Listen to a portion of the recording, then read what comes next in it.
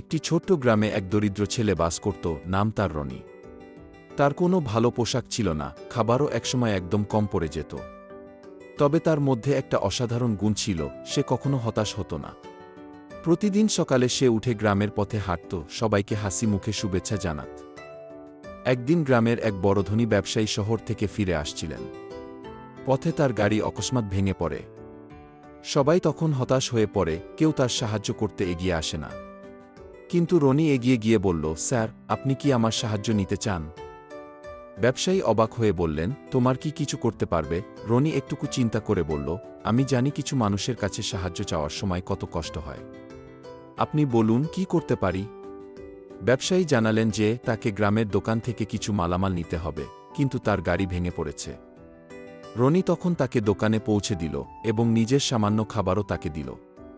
ধীরে ধীরে ব্যবসায়ী রনির আন্তরিকতা দেখে মুগ্ধ হয়ে তাকে নিজের ব্যবসায় কাজ দেওয়ার প্রস্তাব দিলেন। রনির ছোট্ট ভালোবাসা তার জীবনে নতুন দিগন্ত খুলে দিল।